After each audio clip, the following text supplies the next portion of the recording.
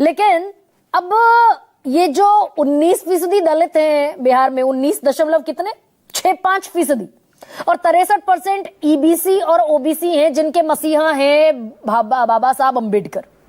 अगर ये नैरेटिव जो बीजेपी बनाती दिख रही है ये चिपक गया तो ये तो खेल खत्म है। फिर गरिमा जी, आपने सही 2 मायने में आपने सही स्थान लिया। पहला, हमसे सवाल इसलिए आपने पूछा और पूछना सही लगता है क्योंकि बाबा साहब के सच्चे सिपाही आदरणीय लालू प्रसाद यादव हैं। अगर आप 1990 का दशक याद करेंगे तो जिन दलितों को और पिछड़ों को, अति पिछड़ों को, जो भारतीय समाज में सामंती लोग हैं जिसका प्रतिनिधित्व भारतीय जनता पार्टी करती है, वो लोग बैठने नहीं देते थे, वह उनको उन्होंने आवाज दिया और साथ में आमने सामने बैठकर बात करने का हौसला दिया। ये बात छुपी हुई नहीं है, इतिहास के पन्नों पे दर्ज है। और अगर उसकी बात करें तो ये 17 महीने के सरकार में जो तेजस्वी जी ने कार्य किया, जिसमें आरक्षण का दायरा 50% से बढ़ाकर 65% किया गया, यह दलितों, पिछड़ों और अति पिछड़ों के लिए सबसे बड़ा यह एक आप कह सकते हैं कि कार्य है जो कि राष्ट्रीय जनता दल के दोनों महत्वपूर्ण नेताओं ने किया। जहां तक भारतीय जनता पार्टी का सवाल है, नहीं, लेकिन डॉक्टर नवल, अगर ये एफआईआर हो गई, भाई आप जानते हैं देश में SC/ST एट्रॉसिटी एक्ट कितना सख्त कानून है, आपको राज्य अनुसूचित जाति आयोग ने चिट्ठी भेज दी, 15 दिन में आप माफी मांगिए, पक्ष रखिए, और नहीं तो एफआईआर दर्ज होगी। एफआईआर अगर दर्ज हो गई तो नैरेटिव फिर बनता दिखेगा दलित विरोधी हैं, अंबेडकर का अपमान करते हैं लालू प्रसाद यादव।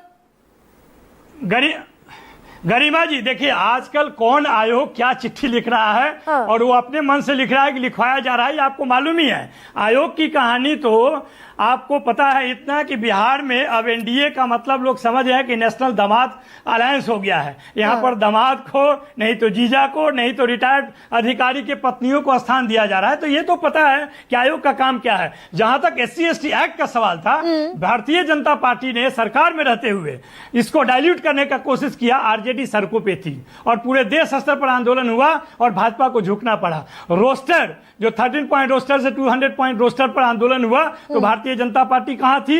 वो उस साइड में थी और हम लोग आंदोलन करके उनको पीछे किए। नहीं, ये तो डॉक्टर नवल पुरानी बात हो गई ना, किसी का पीछा ये पुरानी बात हो गई। मैं ये कह रही हूँ कि इस राज्य जाति आयोग में, इस राज्य अनुसूचित जाति आयोग में कोई भी बैठा हो, फिलहाल तो उपाध्यक्ष और अध्यक्ष जो भी है उन्होंने आपको नोटिस थमा दिया कि या तो पक्ष अपना रखो, पोस्टर चिपके हुए हैं पूरे बिहार में, माफी मांगो अंबेडकर की, अंबेडकर साहब का अपमान हो गया, ये नैरेटिव चिपक गया आरजेडी पर, तो भारी पड़ता दिखेगा क्या? माफी मांगने में क्या बुराई है? नहीं, देखिए ये देखिए बिल्कुल ये गलत बात है। जो काम हमने किया नहीं है उसके लिए माफी क्यों मांगे? आपने कहा कि ये नैरेटिव बनाएंगे, ये इसका मतलब ही है कि ये चिपकाने का कोशिश किया जा रहा है। प्रधानमंत्री 20 साल शासन में रहने के बाद इस बिहार में और 11 साल केंद्र में रहने के बाद जब बिहार में आते हैं तो जंगल राज का रट लगाते हैं। उनकी मजबूरी आप समझ सकते हैं, उनके निकम्मेपन को आप समझ सकते हैं। उनके पास अपनी उपलब्धि के रूप में कुछ कहने को नहीं है।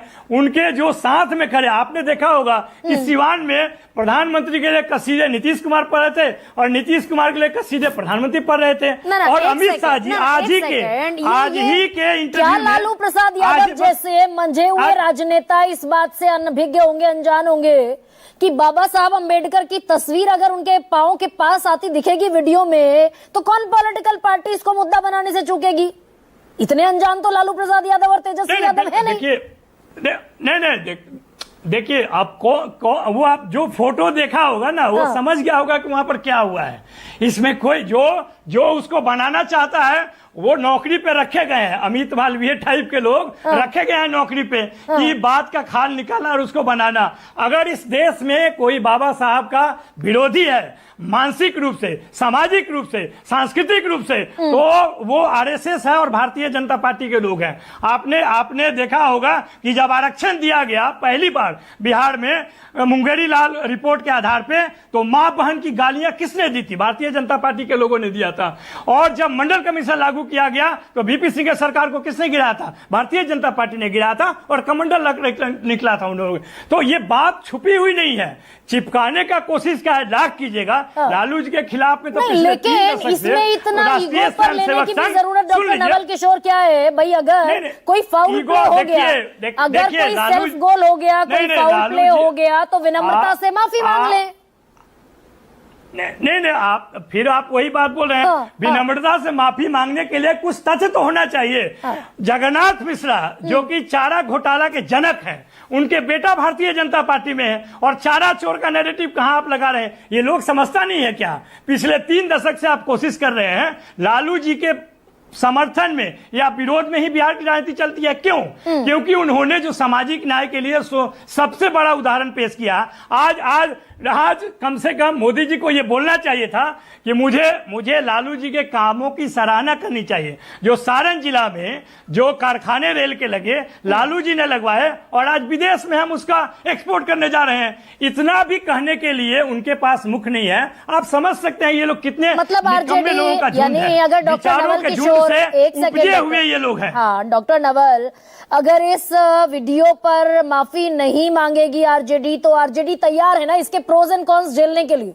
जो भी चुनावी प्रोज एंड कॉन्स होंगे, लोकसभा चुनाव में एक नैरेटिव बना, विपक्ष ने नैरेटिव चलाया कि बीजेपी संविधान विरोधी है, बीजेपी आरक्षण विरोधी है, बीजेपी बाबा साहब अंबेडकर विरोधी है, वो आरक्षण का नैरेटिव चिपक गया, तो 240 सीटें रह गई ना भारतीय जनता पार्टी की 303 से। आरजेडी तैयार है प्रोज एंड कॉन्स झेलने के लिए। बिहार की जनता बहुत समझदार है, और लालू जी अक्सर कहा करते हैं कि उड़ते हुई चिड़िया को हल्दी लगाते हैं। हाँ। बिहार की जनता को मालूम है कि पिछले 20 साल से कौन लोग ठग रहे हैं बिहार को। मतलब कौन लोग कह रहे हैं कि बाबा साहब अम्बेडकर का ये आरजेडी का ऑफिशियल पक्ष है, कोई अपमान नहीं हुआ। बिल्कुल नहीं है। और बाबा साहब का सम्मान करने वाले भारतीय जनता पार्टी में एक भी नहीं है, और राष्ट्रीय जनता दल में एक भी ऐसा कोई नहीं है जो बाबा साहब का सम्मान न करता हो।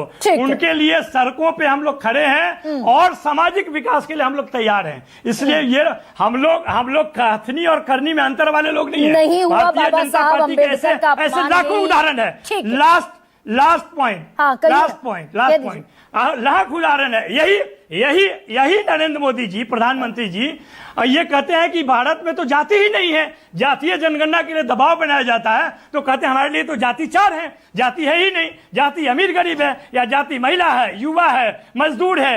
ये बात बनाने वाले लोग, जब इनको पता चला कि बाबा साहब के लोग सड़कों पे आ जाएंगे, जातीय जनगणना कान पकड़ के करवाएंगे, तब वो जाकर झुके, और आज कहते हैं झुक गए और आपकी जमीन खींच ली। आपका जो सबसे बड़ा प्लैंक था, वो जो आपकी सबसे बड़ी जमीन थी, जातिगत जनगणना का नैरेटिव था, वो प्लैंक खींच लिया ना। और इसीलिए मैं कह रही हूं आपसे नवल किशोर कि ये क्या अगर ये चिपक गया तो मुश्किल होगी क्या बाबा साहब के अम्बेडकर के अपमान पर। लेकिन तुहिन माफी मांगनी चाहिए क्या? नहीं, अभी रुकिए डॉक्टर नवल, रुक जाइए, अब रुक जाइए, प्लीज रुक जाइए।